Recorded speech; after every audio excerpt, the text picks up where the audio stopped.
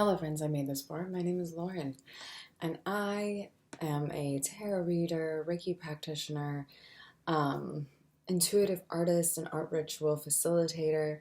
And today, I want to talk to you about some toxic spirituality. So if you've never been here before, hi, hello, welcome. I usually talk a lot about astrology, tarot, reviewing tarot decks, and I also talk about toxic spirituality. And for those of you who have been here before, hi, hello, welcome back. Missed you. So, I kind of briefly talked about this in the good, bad, and the binary video that I made, where I really wanted to talk about how the binary is such a big, prevalent thing in spiritual communities. But today I want to talk about a very special topic that is rubbing me the wrong way in every aspect: complementarism. The idea that men and women are just different. They have different roles, and it's not that one's better than the other. It's just one has one role and one has another. Now, if you've never heard of complementarism before, it's usually masqueraded in the spiritual community as divine feminine and divine masculine.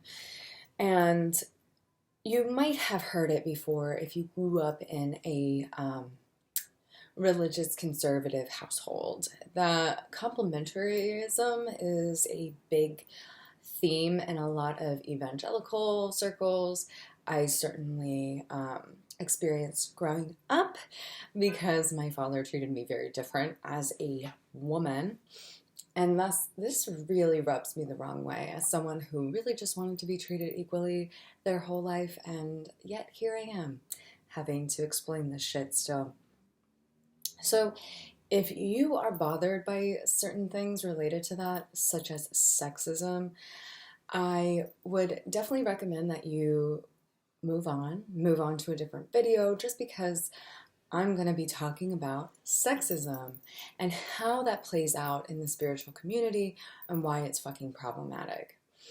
And as always, giving the caveat that some of the feelings that I have are deeply held because of my religious upbringing and seeing certain things that didn't sit well with me, didn't align with my sense of justice and love. And inclusivity, because quite frankly, when we're living in the binary, we're not being very inclusive. But with that said, let me go ahead and dive in. So for those of you who have not seen one of my videos, I grew up Southern Baptist. For the first 10 years, it was a regular conservative Baptist upbringing in Dallas, where we used hymns and worshipped very in a very like classic Christian sort of way. And then the next 8 years of my life was in a mega church. So I've seen two different sides of Christianity and have really engaged with a lot of different circles of faith.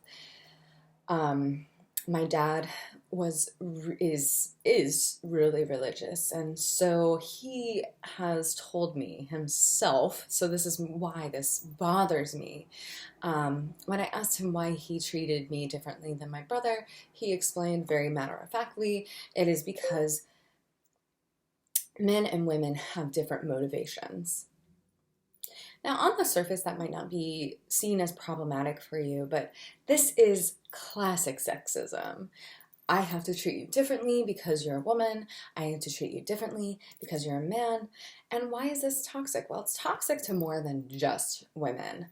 Often this puts a lot of gender roles on both parties that are not always cohesive to that person's identity, or just doesn't resonate with that person's identity. And I'm not talking about whether or not you're trans or you're non-binary. I'm simply saying people that identify as feminine or masculine are not down the gamut with their faith. There's actually a lot of variety in between that. And so when we start to look at things through the binary, again, as I said before, we start excluding people and their expression, but also we start treating people differently through a hierarchy without meaning to. Now, how does this look in spirituality? Well, one of the ways that this manifests is that there's a lot of talk of divine feminine and divine masculine and how they are so perfectly aligned. With a lot of spiritual communities, there is this idea that the feminine has to be the container for the masculine.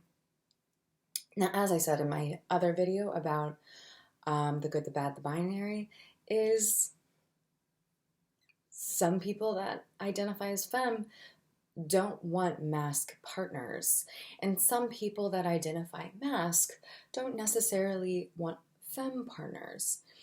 So this becomes very exclusionary and very tight as far as where we fit into the whole gamut of expression and gender identity, right?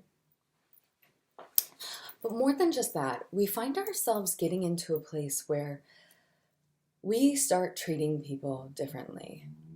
I have seen certain people share videos from spiritual influencers on Instagram that post reels about how women should talk to men, almost babying their needs, babying how they have to act so that the man will fall in line with a certain behavior that they want. First of all, there's a lot of problem with that. Not being straightforward and just saying your needs is a huge problem. But also saying that your needs have to be expressed a certain way, especially if that's like not direct, super problematic. We get wrapped up in the nitty-gritty rather than, okay, this is what I'm going to do, this is what I'm going to talk to you about, and this is why this is bothering me, blah, blah, blah. We stop treating people like equals and we treat them like puzzles that we have to figure out. This is super toxic to even the most heteronormative relationship. If I was to go to my husband and say, which of course, and a husband, yay. If I was to go to my husband and not be direct with him, we would have a really hard time communicating. There are multiple influencers in the spiritual world that talk like this. Now, I will be the first one to admit there's something about me that really pisses white men off. Maybe it's just the fact that I have a strong opinion and I don't back down, and I can be rather soft with my opinion until you fuck with me. But there is something to be said about how these gender roles end up affecting our interpersonal relationships. As I said before, I seem to trigger a lot of white men. I get white men calling me out, talking to me in a way that is demeaning, and ultimately I know it's not because of me and my personality. It's just you being upset that a woman is talking to you in a way that you don't like, and you want to assert your dominance. That's a huge problem in being able to be a really effective communicator. And that is where this complementarianism, or however you say it, really falls into this toxic masculinity, toxic spirituality, and even toxic femininity, because it uses femininity as if it is dumber, while pretending that we're just using our feminine strengths to really get our masculine partners to do what we want. Again, I like to watch a lot of videos about these sort of things from therapists' point of views. And I find it super fascinating how they break it down, and it really helps me understand. So if you're ever curious on actual like therapeutic observations of this, definitely look up amazing therapists on this platform and follow what they have to say. Because I can tell you up and down that these are really problematic takes But ultimately, the psychology behind why these are so problematic is what we really need to be harping on or really listening to.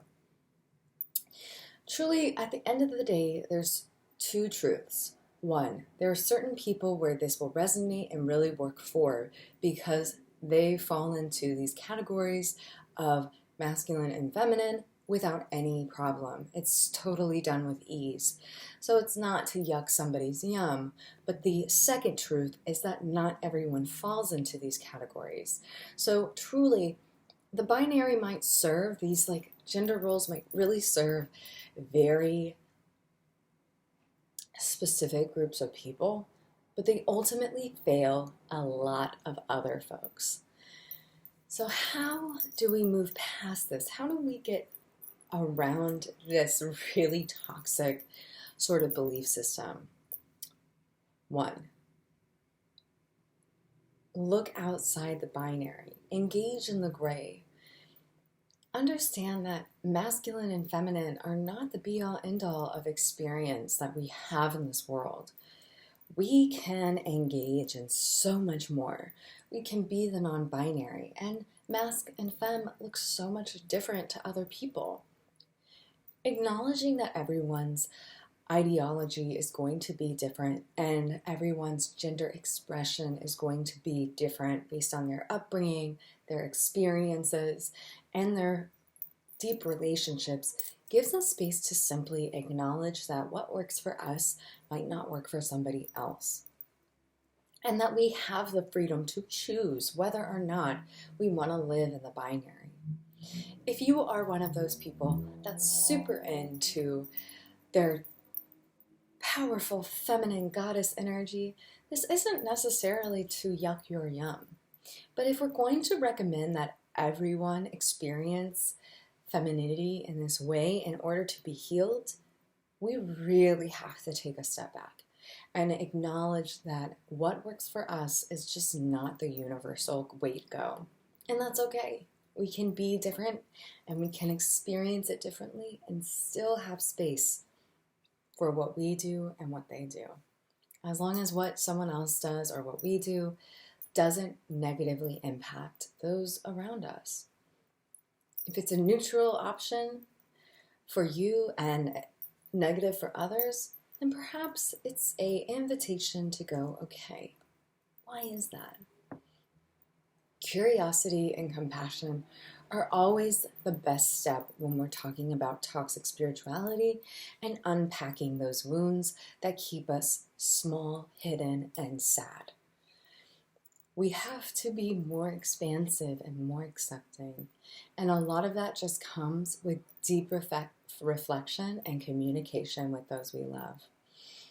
But with that said, friends, if you enjoyed this content, if you like what I had to say, make sure to check out the videos that should be popping up now. I also have links down below to my store, my Patreon, and all those other good things. Until next time, friends, I hope you have a beautiful day, and I'll see you next time. Bye-bye.